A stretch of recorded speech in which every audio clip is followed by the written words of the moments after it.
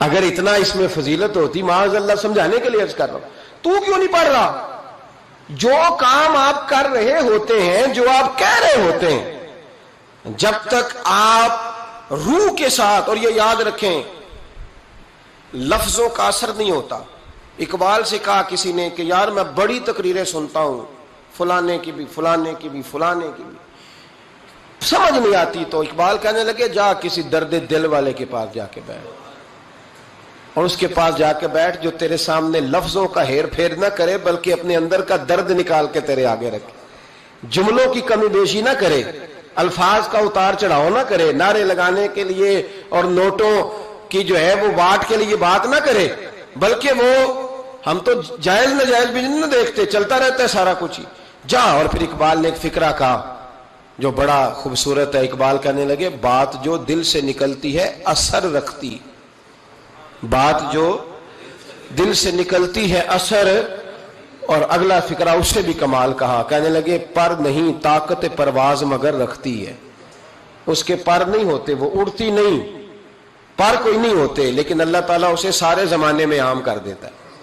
وہ پرواز کرنے لگ جاتی ہے، پورے زمانے میں وہ ان لوگوں کے خیالات پھیل جاتے ہیں، ان کے نظریات پھیل جاتے ہیں۔ تو یاد رکھیں بچوں کو ہم لیکچر دیتے ہیں 1.5 گھنٹے کا، 2 گھنٹے کا، اس لیکچر کی بچوں کو ضرورت نہیں ہوتی، بچوں کو بات کرنی چاہیے 1-2، اور اس بات میں وزن ہونا چاہیے، اور آپ سب سے پہلے وہ جو آپ کہہ رہے ہو اس کا سب سے پہلے آپ نمونہ ہو، وہ چیز بچہ آپ کے کردار میں، آپ کی طبیعت میں وہ دیکھ چکا ہو۔ قرآن مجید سورہ لقمان کی آیت نمبر 17 ہے، حضرت لقمان اپنے بیٹے کو نصیحت کر رہے ہیں، باپ بیٹے کو نصیحت کر رہا تھا، باپ اپنے بیٹے کو سمجھا رہا تھا۔ میرے رب کریم کو باپ بیٹے کا سٹائل اتنا پسند آیا کہ اسے قرآن پاک میں بیان فرما دی ہے۔ کبھی باپ بیٹے کی گفتگو بھی کسی نے نقل کی ہے، باپ بیٹے کی گفتگو بھی کبھی کسی نے کتاب میں نوٹ کی ہے، لیکن مالک کو اتنا پسند آیا یارو، باتیں باپ بیٹے کی تھیں، اللہ نے قرآن پاک میں نازل فرما دی۔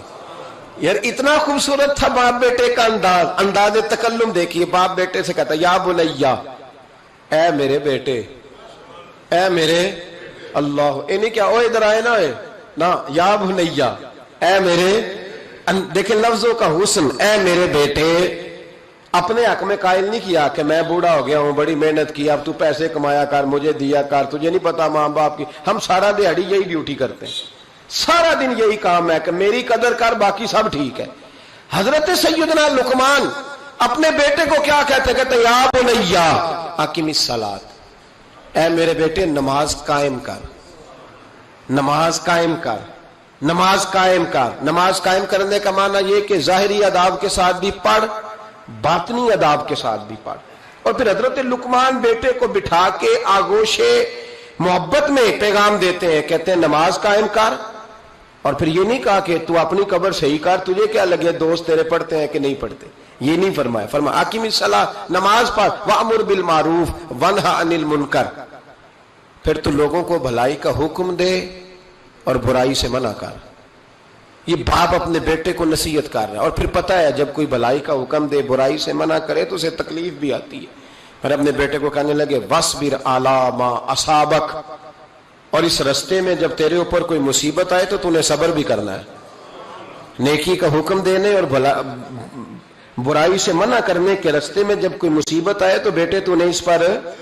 اور اب باپ اپنے بیٹے کو نصیحت کرتے ہیں، کہنے لگے بیٹے یہ تو ایسے نہ سمجھا کہ نماز پڑھنا کوئی عام کام ہے، ایسے نہ سمجھنا کہ لوگوں کو بھلائی کا حکم دینا کوئی عام کام ہے، یہ عام کام نہیں، اِنَّ ذَلِكَ مِنْ عَزْمِ الْأُمُورِ، فرمایا یہ بڑے حوصلے والے کام ہے، یہ بڑے حوصلے والے، بڑے ہمت والے کام ہے جو میں تمہیں بتا رہا ہوں۔ باپ اپنے بیٹے کو یہ نصیحت کر رہا ہے۔ ملا جامی نے اس کو لکھا ہے، مولانا عبد الرحمن جامی کہتے ہیں سیدہ فاطمہ الزہرا کے پاس امام حسن اور حسین جب بھی جاتے تھے نا، بی بی صاحبہ یہ آیت پڑھ کے سناتی تھی، یہ آیت بی بی صاحبہ سناتی تھی کہ بیٹے نماز قائم رکھنی ہے، بھلائی کا حکم دینا ہے، برائی سے روکنا ہے، اور اس رستے میں جو مصیبت آئے گی اس پہ، اور ان ذالک من عزم الامور، بیٹے یہ معمولی کام نہیں، یہ بڑے عزم والے کام ہے، یہ بڑے حوصلے والے۔ ماں جب ان لفظوں میں تربیت کرے، ماں جب کہے دیکھا نا میرے بھائی،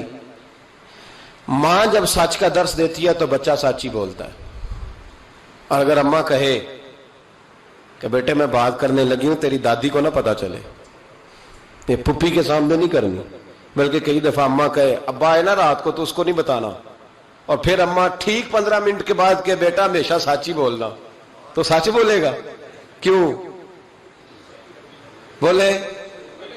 کیونکہ اس لیے کہ اماں نے اسے پہلے بتا دیا ہے کہ سچ یہ بات کرنی نہیں کسی سے، میں کر رہی ہوں پر تو نے کسی سے نہیں کرنی، تو آپ نے 3 لیکچر تو اس کو جھوٹ کے دے دیے، اب اگر آپ اسے کہیں سچ بول تو وہ بولے گا؟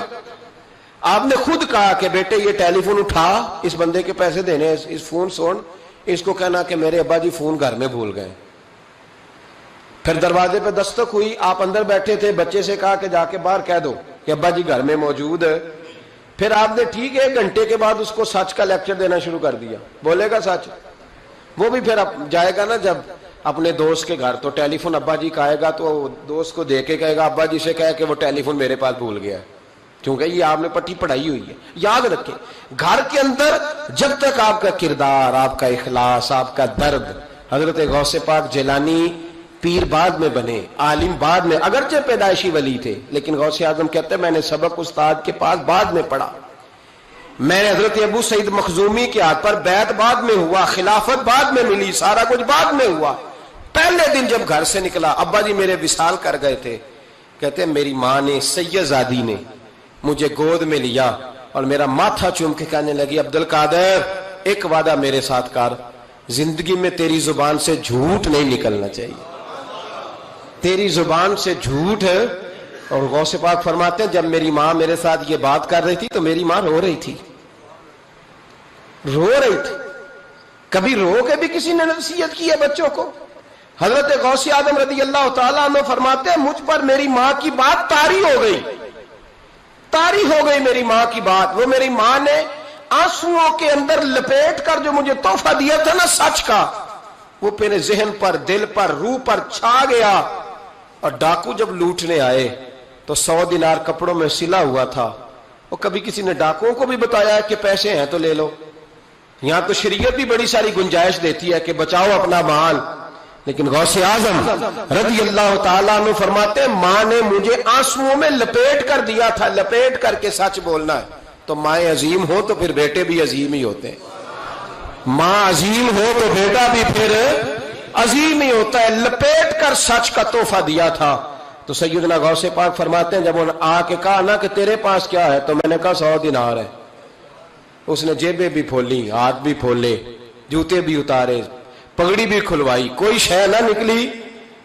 تو کہتے ہیں وہ سردار کے پاس لے گیا، کہنے لگا سردار یہ عجیب بچہ ہے، کہتا ہے 100 دینار ہے، سارا ڈھونڈ لیا ملے نہیں، تو یہ جھوٹ بول رہا ہے۔ تو کہتے ہیں جب اس نے کہا نا جھوٹ بول رہا ہے، تو حضرت غوث اعظم کہتے ہیں مجھے جلال آیا، غصہ۔ میں نے کہا خبردار یہ بات نہ میرے ساتھ آج کے بعد کرنا، میں جھوٹ نہیں بولتا، یہ میرے قریب نہیں آ سکتا، خبردار۔ یہاں بچوں کو غصہ تب آتا ہے جب مرضی کا برگر نہ ملے، غوث اعظم کو غصہ کب آیا؟ خبردار سارا کچھ کر، آج کے بعد یہ لفظ نہ کہنا میں جھوٹ بولتا ہوں، عبد القادر جھوٹ نہیں بول سکتا، ہو ہی نہیں سکتا۔ اس نے کہا پھر بتا پیسے کدھر ہیں؟ تو حضرت غوث اعظم نے بٹن کھولے اور الٹ کر کے کرتا کہنے لگے میری ماں نے سیے تھے۔ 12 سال کے غوث پاک، ایک روایت ہے 14 سال۔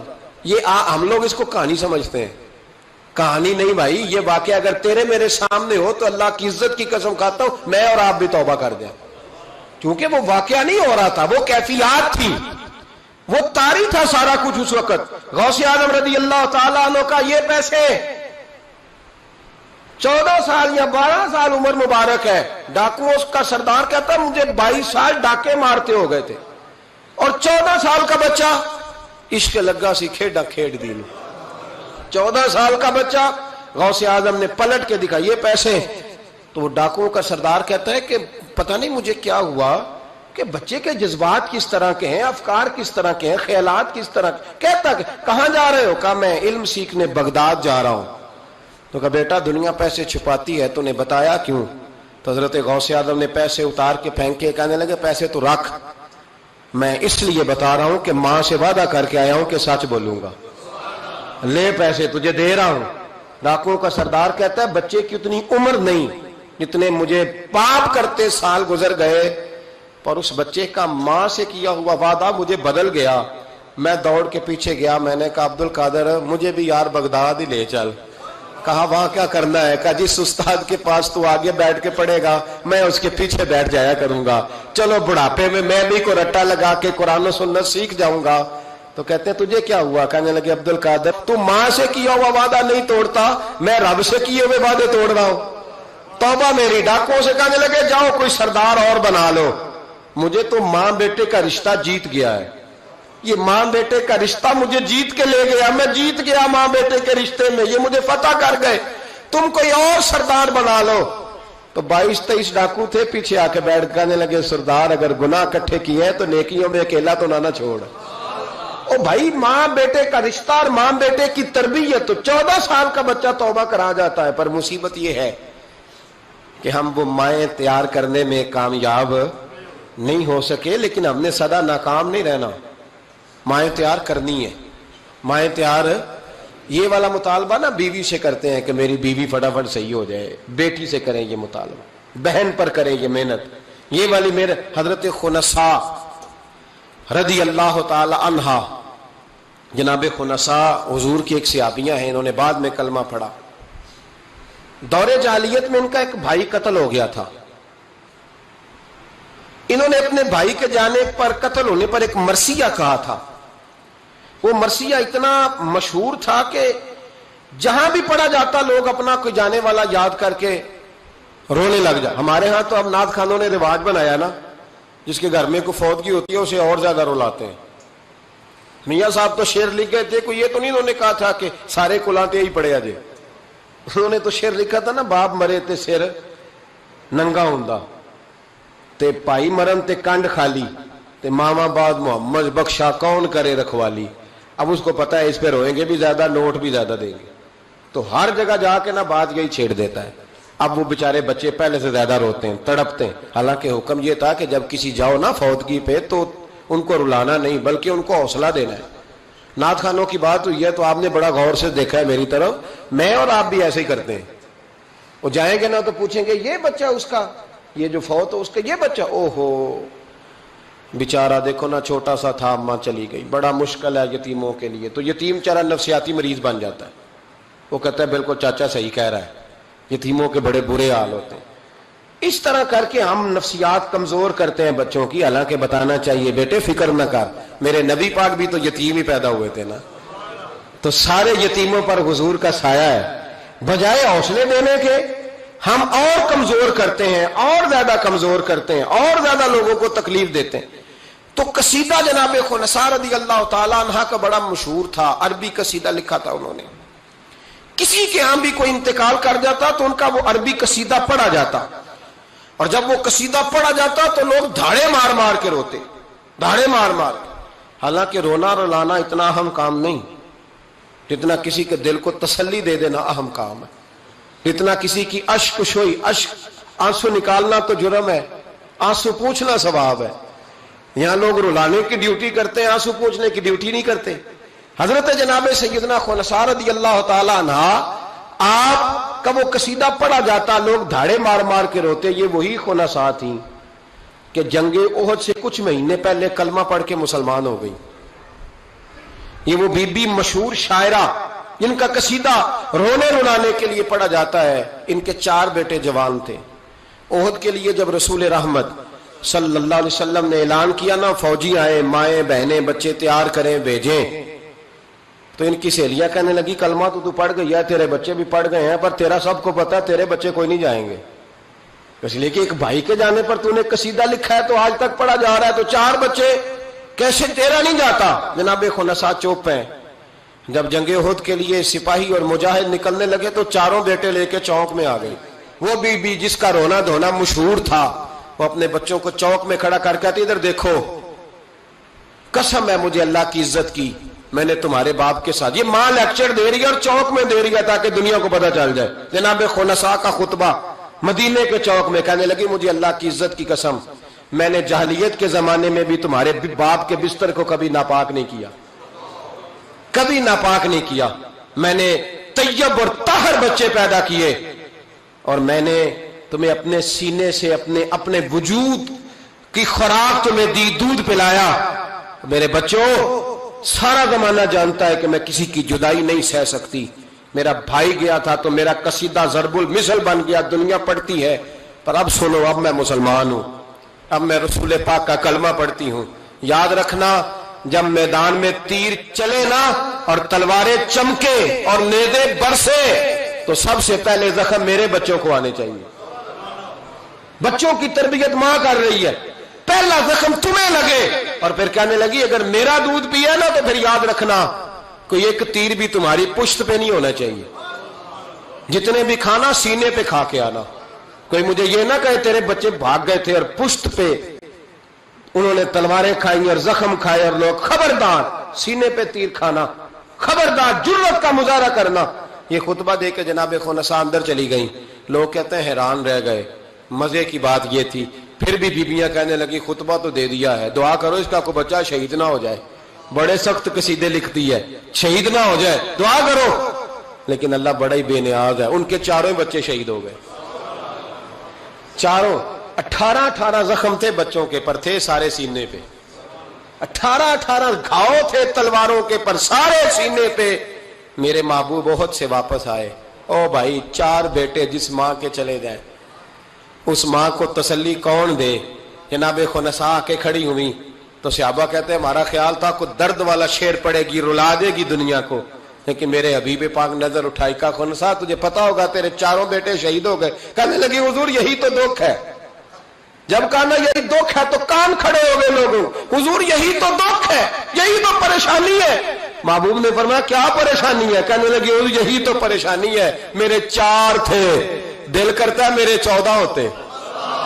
حضور یہی تو دکھ ہے, 4 تھے, دل کرتا ہے 400 ہوتا. 4 کروں تیرے نام پہ جان فدا, نہ بس ایک جان 2 جہاں فدا. سونیا میرا 2 جہاں سے بھی نہیں جی بھرا, میں کروں کیا کروڑوں جہاں نہیں. کہ حضور 4 تھے. اور پھر مسجد نبی آج بھی اس ماں کی جرت کی گواہ ہے کہ ماں پوچھنے لگی سونیا میں یہ نہیں پوچھنے آئی کہ میرا کوئی بچہ ہے کہ نہیں, یہ پوچھنے آئی ہوں کہ میرے بیٹوں نے کوئی پشت پہ زخم تو نہیں کھایا. حضور کوئی پشت پہ زخم تو نہیں کھایا میرے بچوں نے, کوئی پشت پہ زخم. تو رسول پاک نے فرمایا خنسا تیری جرت کو اللہ قبول فرمائے, تیرے بچوں نے جتنے بھی زخم کھائے ہیں سینوں پہ کھائے.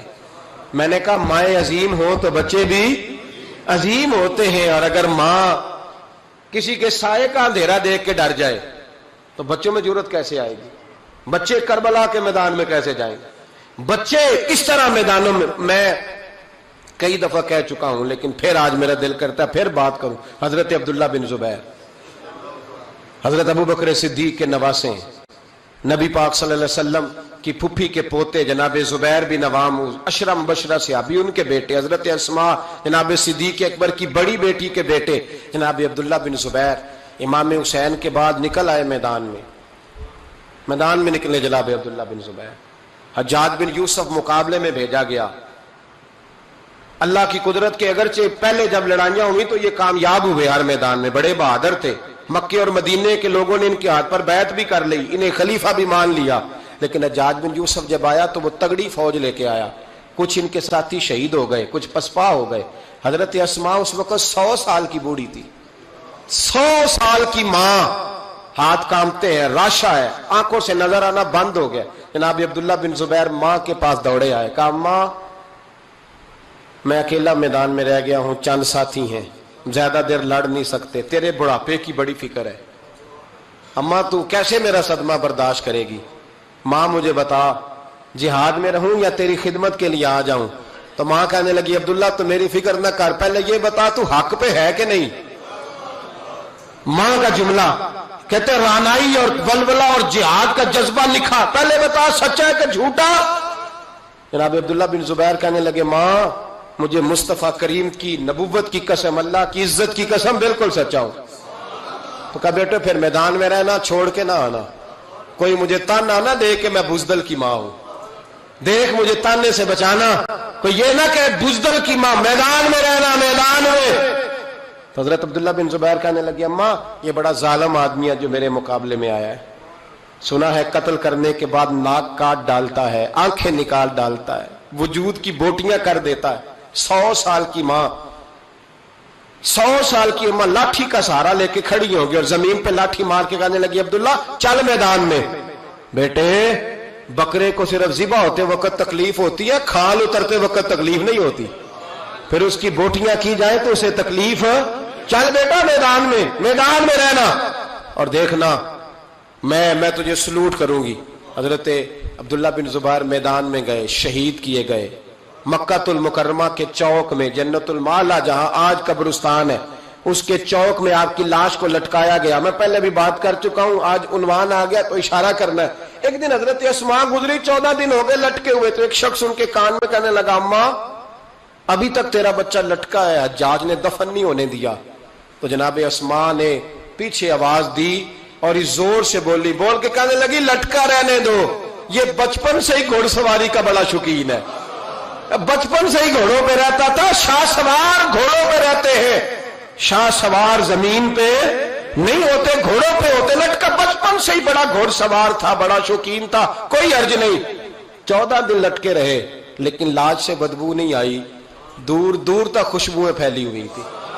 لوگوں نے کہا اسماء تیرے بیٹے کے وجود سے خوشبو بڑی آتی ہے۔ کہنے لگے جب پیدا ہوا تھا نا پہلے دن اس کے نانا ابو بکر صدیق اٹھا کے مصطفیٰ کی بارگاہ میں لے گئے تھے، نبی پاک نے کھجور چبا کے گٹی دی تھی میرے بیٹے کو۔ کہنے لگی اس کے وجود سے بدبو آ سکتی ہے جس کو پہلی خوراک محمد عربی کا لعاب دہن دیا گیا ہو، اس کے وجود سے بدبو ہے، لعاب دہن شامل ہے، اس کی تو نسلوں سے بھی خوشبو آتی رہے گی۔ تو مائیں جب عظیم ہوتی تھی تو بیٹے بھی۔ حضرت وہب ابن منبع کے پاس مزدور آ گئے، مزدور، ہم سارے بڑے پریشان، اور جب جا کے اماں کو دکھ سناتے اماں تھوڑی اور رو پڑتی ہے، حالات اور خراب ہو جاتے، زیادہ خراب ہو جاتے۔ حضرت سیدنا وہب ابن منبع مزدور آ کے کہنے لگے ہماری بھی کوئی زندگی ہے، ہمیں یہ پہاڑ کاٹنے پڑتے ہیں۔ تو فرمانے لگے آؤ تمہیں بنی اسرائیل کی بات نہ سناؤں، تمہارا حوصلہ بڑھ جائے گا۔ کہا سنائیے۔ کہنے لگے بنی اسرائیل کی ایک ماں کے 7 بیٹے تھے، بادشاہ نے کہا خنزیر کھانا پڑے گا، جو بچہ یورپ بھی جائے نا اسے بھی تلقین کر کے بھیجو کہ بیٹے حرام حلال کا خیال رکھنا ہے، اس لیے کہ نبی پاک علیہ السلام نے فرمایا جو گوشت حرام سے پلے گا وہ جنت میں نہیں جائے گا۔ تو کسی کا دل کرتا ہے اس کا بیٹا جہنم میں جائے؟ کہا خنزیر کھانا ہے، خنزیر۔ یہاں لوگ مسئلہ پوچھتے ہیں فون کر کے کہ صاحب مجبوری ہے، اب ہم نے یہاں یورپ میں آ کے سٹور بنایا تو شراب تو رکھنی پڑے گی، تو میں کہتا ہوں واپس آ جاؤ اچار سے روٹی کھانا، شراب بیچنے کی مجبوری میں بھی اجازت نہیں، مجبوری میں بھی شراب کا دھندا کرنے کی اجازت۔ آ جاؤ اچار ڈال لو۔ میری اماں تو کہا کرتی تھی کہ گرمیوں میں اچار ڈال لو اور بڑولے میں گندم ڈال لو، پھر خیر صلی اللہ سارے سال کی۔ تو آؤ اچار ڈالو، گندم ڈالو، گزارا صحیح ہوگا، کوئی حرج نہیں، لیکن شراب بیچنے کی مجبوری میں بھی اجازت۔ بول کے بتائیں، بول کے گواہی دے، شراب بیچنے کی مجبوری میں بھی اجازت ہے؟ بالکل اجازت نہیں، قطعاً اجازت نہیں۔ تو وہب ابن منبع کہنے لگے کہ ماں کو کہا گیا کہ خنزیر کا گوشت تیرے بچے نہیں کھاتے تو فساد برپا ہوتا ہے ملک کے اندر۔ بادشاہ کافر تھا تو خنزیر کھانا پڑے گا، تو ماں کہنے لگی یہ نہیں کھائیں گے۔ تو بادشاہ نے ماں کی آنکھوں کے سامنے بڑا بیٹا قتل کیا، پھر چھوٹا قتل کیا۔ وہب ابن منبع کہتے ہیں بنی اسرائیل کی اس بی بی کے سامنے 6 بیٹے قتل ہوئے، 6ٹے بیٹے صرف کس بات پر کہ خنزیر کا گوشت کھانا ہے۔ تو ماں نے کہا نہیں، میں اپنے بچوں کو حرام کھانے کی اجازت، حالانکہ شرعی مسئلہ ہے، جان بچانے کے لیے گنجائش ہے، لیکن جو ڈٹ جائے گا وہ بڑا شہید ہوگا، اس کا درجہ پھر بڑا ہوگا۔ 7ویں بیٹے کی باری آئی تو ماں کی آنکھوں میں آنسو ٹپکے، 6 بیٹے قتل ہوئے تو اماں روئی بھی نہیں۔ وہب ابن منبع کہتے بادشاہ کہنے لگا کہ اب نرم ہو گئی ہے، 6 بیٹے اکٹھے قتل ہو گئے، کہنے لگا اس کو سائڈ پہ جا کے سمجھا لے، ہے بھی چھوٹا، اگر یہ کھا لے گا گوشت خنزیر کا معاذ اللہ تو میں چھوڑ دوں گا، کم از کم تیرے بڑھاپے کا ایک سہارا تو رہ جائے گا۔ تو اماں بیٹے کو کونے میں لے گئی، جا کہنے لگی بیٹا ماں ہوں نا، ایک آنسو نکل آیا، کیا کروں، مجبور ہوں، لیکن یاد رکھنا اگر میرا دودھ پیا تو میں نے تمہیں حلال کا دودھ پلایا ہے، حرام کا لقمہ نہیں جانا چاہیے. ماں مسکراتی ہوئی بچے کو لے کے آئی تو بادشاہ کہنے لگا سمجھا دیا. کہنے لگی سمجھا دیا ہے, وہی کرے گا جو میں نے کہہ دیا ہے, وہی کرے گا جو میں نے. تو بادشاہ نے گوشت رکھا خنزیر کا لا کے سامنے, تو بچے نے اٹھا کے گوشت بادشاہ کے منہ پہ پٹکا اور پٹک کے کہنے لگا ہمیں کمزور سمجھتا ہے, جو خدا کی توحید والے ہو وہ کمزور نہیں پڑا کرتے. کہا یہ سمجھایا تھا. کہا نہیں سمجھایا تو ذرا زیادہ تھا, پر اس کے ہاتھ ہی صرف پلیٹ آئی ہے. سمجھایا تو ذرا زیادہ تھا, پر صرف جو چیز ہتھیار نہیں تھی وہی مارنی تھی نا, تلوار اس کے قبضے میں تھی نہیں, ورنہ تیری گردن اتار دیتا. تو حضرت وہب ابن منبہ فرمانے لگے ماں بھی شہید ہو گئی اور ساتواں بیٹا بھی شہید ہو گیا, لیکن کہتے ہیں وہ ساتوں نے جب جان دی تو پھر فوجیں آئیں, پھر انقلاب آیا. پھر وہ جو بادشاہ لوگوں کو خنزیر کھلایا کرتا تھا وہ قتل ہوا. پھر بنی اسرائیل میں انقلاب آیا. او بھائی, اگر امام علی مقام رضی اللہ تعالیٰ عنہ کی اماں انہیں تیار نہ کرتی. یہ دیکھیں نا, میں اپنی بات نہیں کرتا, علامہ اقبال کہتے ہیں لوگ, اقبال کہتے ہیں فارسی کلام اقبال کا اسرار بے خودی, اقبال کہنے لگے میرے پاس لوگ آ کے کہتے ہیں حسین کے خون میں بڑا کمال ہے, تو میں کہتا ہوں نہیں, فاطمہ کے دودھ میں بڑی تاثیر ہے. کہتے ہیں لوگ مجھ سے آ کے کہنے لگے کہ حسین کا حوصلہ بڑا ہے, تو میں نے کہا نہیں, فاطمہ رضی اللہ تعالیٰ عنہ کی تربیت ہی بڑی شاندار ہے, بڑی شاندار تربیت ہے. ماں فاطمہ ہو اور بیٹے حسن اور حسین نہ ہو تو یہ کیسے ہو سکتا ہے؟ یہ دلیری ہے, یہ ہمت ماں کی دی ہوئی, ماں کا دیا ہوا حوصلہ جو میدان کربلا میں لا کے کھڑا کیا. ایک بزرگ گزرے سفیان بن عینیہ, ان کی اماں نے نا اپنے بچے کو کہا جا دین سیکھ, بہت بڑے محدث ہیں. کہتے میں غریب تھا, میری ماں نے جب استاد کے پاس بھیجا تو کہنے لگے بیٹے اپنے استاد سے نا سبق بعد میں پڑھنا, استاد کی نوکری پہلے کرنا اور دیکھنا خدمت کرنا. ہمارے استاد تھے, بزرگ تھے, سید مراتب علی شاہ صاحب, حضرت محدث اعظم پاکستان مولانا سردار احمد صاحب رحمۃ اللہ علیہ کے وہ شاگرد تھے. اب تو ہر بچے کو شکایت ہے نا استاد کام بڑا کراتے ہیں. جی مجھے کل بھی انہوں نے بھیجا تھا, 2 فوٹو کاپیاں کرا کے لے آؤں, اسکول سے گیا تھا میں, موٹر سائیکل پہ گیا, 2 فوٹو کاپیاں پوری کرائی ہیں مجھ سے, حالانکہ پیسے بھی انہوں نے دیے تھے, پھر بھی بڑا کام کراتے ہیں, استاد کے پاس نہیں پڑھنا. سید مراتب شاہ صاحب فرماتے ہیں کہ میں چھٹی آیا, چھٹیاں ہوتی تھی شعبان میں, تو میرے والد سید غلام حسین شاہ صاحب رحمۃ اللہ تعالیٰ لے کہنے لگے مراتب علی آ گئے ہو؟ میں نے کہا حضور مدرسے میں چھٹیاں ہو گئی. تو کہنے لگے تیرے استاد کو بھی چھٹیاں ہو گئی ہیں؟ کہا نہیں حضور وہ تو گھر ہی ہیں. تو کہنے لگے سارے شاگرد آ گئے؟ کہا ہاں. کہنے لگے بیٹے تو واپس جا کے ان کی خدمت کر, ان کی ڈیوٹی کر, اس لیے کہ تو ان کی ڈیوٹی کرے گا نا تو جو دعا تجھے وہ ملے گی نا, وہ دعا تیرے علم کو تیرے حق میں نفع بخش کر دے گی.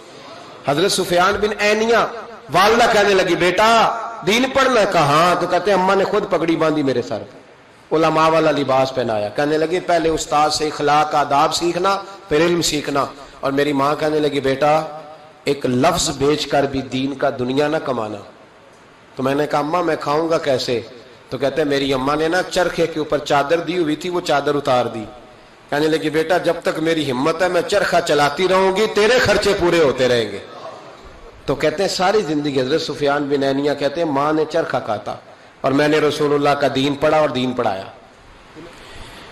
کچھ چیزیں ایسی ہوتی ہیں جو کہتی ہیں کہ آج چھٹی نہیں کرنی, آج دور تک چلنا ہے.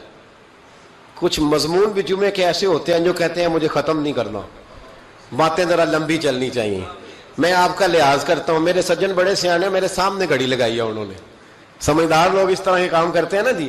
ایک دن میں نے یہ بھی دیکھا کہ اس گھڑی میں اور اس گھڑی میں تھوڑا فرق ہے, وہ 2-3 منٹ آگے ہے. کبھی کبھی یہ پیار کے ساتھ نا معاملات ہوتے رہتے ہیں, لیکن الحمدللہ یہ واحد مسجد ہے جس میں کوئی بندہ گھڑی نہیں دکھاتا. میرے خیال میں شاید یہ اور بھی ہوں گی, کوئی بندہ یہاں گھڑی نہیں دکھاتا الحمدللہ. بلکہ مجھ سے شکوہ ہی ہوتا ہے لوگوں کا کہ آپ جلدی چھٹی کر دیتے ہیں, تھوڑا زیادہ چلنا چاہیے. لیکن کچھ مضمون ایسے ہوتے ہیں میرا دل کرتا ہے لمبے چلیں, آپ یقین کریں میرا دل کرتا ہے. ایسے لگ رہا ہوتا ہے جیسے میں اپنی بات کر رہا ہوں, ایسے لگ رہا ہوتا ہے جیسے یہ ایسی کہانی ہے جو دل کرتا ہے دور تک چلے, لیکن میں نہیں لمبا لے کے جاؤں گا. میں چیزوں کو سمجھتا ہوں, وقت میں رہوں گا. چھلک چھلک کے میرے سامنے روایتیں آ رہی ہیں, واقعات آ رہے ہیں, چیزیں آ رہی ہیں. ایک درویش کی بات کر کے سمیٹنے کی طرف حضرت ابراہیم بن یزید نخعی رحمت اللہ تعالی علیہ, حجاج بن یوسف نے جب بڑے ظلم کیے نا تو ایک شخص اٹھا حضرت ابراہیم بن یزید نخعی رحمت اللہ، جنہوں نے حجاج کے خلاف فتویٰ دیا کہ ظالم ہے، اور پھر تقریریں کی کہ ظالم ہے۔ لوگ سمجھتے ہیں کہ علماء کی تقریروں سے کیا ہوتا ہے، علماء کی تقریروں سے انقلاب آ جاتا ہے۔ آپ یقین کریں، علماء کا قلم تلوار سے زیادہ کام کر دکھاتا ہے۔ فتویٰ بھی دیا، تقریریں بھی کی، اس قدر زیادہ ان کے فتوے کی نقلیں تیار کر کے بانٹی گئی کہ حجاج پریشان ہو گیا۔ سپاہیوں کہنے لگا گرفتار کر کے لاؤ ابراہیم بن یزید نخعی، جہاں ملے گرفتار کرو۔ سپاہی گرفتار کرنے گئے۔ علماء اور مشائخ سے جو لوگ پیار کرتے ہیں نا، وہ روح کی گہرائیوں سے پیار کرتے ہیں، جانے دیتے ہیں اپنے بزرگوں کے ناموں پر۔ لوگ ان کو اٹھا کے لے گئے، کہا بابا جی ہم حفاظت کریں گے، دور ان کو کہیں چھپا دیا۔ فتویٰ ان کا دھڑا دھڑ چل رہا ہے، اور بھی کوئی بات وہ کرتا تو آپ فتویٰ دیتے، وہ چھپ جاتا، وہ چھپ کے اپنی ڈیوٹی کر رہے ہیں، اور ایک کونے میں بیٹھے مورچے میں، پھر بھی ان کے جو نظام ہے وہ پورا عروج پہ ہے، حجاج کی کرسی کانپ رہی ہے۔ حجاج نے ایک دن بلایا، کہنے لگا جو سپاہی ان کو گرفتار کرے گا نا، ایک سپاہی کو 1,500 دینار دوں گا، اس کو مکان دوں گا، جائیدادیں دوں گا، 1,500 ماہانہ اس کو تنخواہ ملے گی ساری زندگی، گرفتار کرو۔ اب وہ سپاہی گلیوں میں گھومنے لگے، کسی طریقے بابا پکڑا جائے، لیکن نہ پکڑے گئے۔ ایک دن ایک بزرگ تھے، ان کا نام بھی ابراہیم بن یزید تھا، لیکن وہ ابراہیم بن یزید نخعی تھے، یہ ابراہیم بن یزید تیمی تھے، یہ علاقہ تیم کے رہنے والے، عمر بھی تقریباً ایک جیسی تھی، محلہ بھی ایک تھا۔ تو وہ دروازے پہ نماز پڑھ کے باہر نکلے تو انہیں پتا ہے کہ لوگ ابراہیم بن یزید، پتا ہے انہیں۔ کہا تمہارا نام کیا ہے؟ کہنے لگے ابراہیم۔ والد کا نام کا یزید۔ ابراہیم بن یزید کہا اٹھاؤ بھائی، خوشی کی انتہا نہ رہی، پکڑا لے گئے، رستے میں بھی مارا، تھانے لے جا کے، جیل لے جا کے بھی مارا، اتنا مارا کہ بزرگوں کا رنگ بدل گیا، منہ اور ناک سے خون آنے لگا۔ جا کے حجاج کو کہا تیرا مجرم ابراہیم بن یزید پکڑا گیا۔ حجاج نے بڑے انعامات دیے، تنخواہیں ہمیشہ کے لیے لگ گئیں، پلاٹ نام ہو گئے۔ انہوں نے بتایا نہیں کہ میں تیمی ہوں، نخعی نہیں۔ مار کھاتے رہے، جیل میں رہے۔ اب فوجیں چپ کر کے بیٹھ گئیں، ان کا جو فتویٰ تھا وہ زیادہ پھیلنے لگ گیا، کیونکہ اب ان کی تلاش ختم ہو گئی، خطرہ ختم ہو گیا، کام وہ زیادہ کرنے لگ گئے۔ یہاں یہ گرفتار ہو گئے، حالات بڑے کٹھن ہوئے۔ کچھ علاقوں میں کچھ جیلیں سخت ہوتی ہیں۔ حجاج بن یوسف نے دماس نام کی جیل بنائی ہوئی، اس جیل میں جناب ابراہیم بن یزید تیمی کو ڈال دیا۔ آپ کی عمر 60 سال تھی، ماں کی عمر 90 سال تھی۔ ماں بیٹا ڈھونڈنے لگی، ڈھونڈتے ڈھونڈتے ڈھونڈتے ڈھونڈتے کسی نے بتایا کہ وہ ابراہیم نخعی کے دھوکے میں تیرے بیٹے کو لے گئے۔ ماں جیل پہنچی، بیٹا ماں سے جب ملا تو بیٹا قدموں میں گرا، چہرہ دیکھ کے ماں کا کلیجہ پھٹ آیا، اتنے زخم میرے بیٹے کے وجود پر۔ کہا بیٹا، انہیں بتایا کیوں نہیں کہ تو تیمی ہے، نخعی نہیں، بتایا کیوں نہیں؟ تو جناب ابراہیم تیمی نے ماں کے منہ پہ ہاتھ رکھا، اماں چپ کر جا، میں ایک جاہل آدمی ہوں، میرے وجود سے امت کا فائدہ کوئی نہیں، وہ رسول اللہ کے دین کا چمکتا ہوا چراغ ہے۔ اماں ان کی وجہ سے کتنے سینے روشن ہیں، کتنے دلوں میں ایمان کی تازگی ہے، کتنی آنکھوں میں رسول اللہ کی محبت کا نور ہے۔ اماں ابراہیم بن یزید نخعی کی وجہ سے ظالم کانپ رہے ہیں، ڈر رہے ہیں، اور مظلوم اٹھتے ہیں کہ ہمارا بھی کوئی ہے نام لینے والا۔ اماں نہ، میری وجہ سے اگر وہ بچ سکتے ہیں تو میں کئی جانے دینے کو تیار ہوں، مہربانی کر اماں، تو نے نہیں کہنا، تو نے کسی کو بتانا نہیں۔ ماں کہنے لگی بیٹا تو نبی پاک کے دین کے غلام پر جان دینے لگا؟ کہا ہاں۔ اماں کہنے لگی پھر میں کسی کو بتاؤں گی نہیں، بلکہ میں تیرے حوصلے کی دعا مانگوں گی۔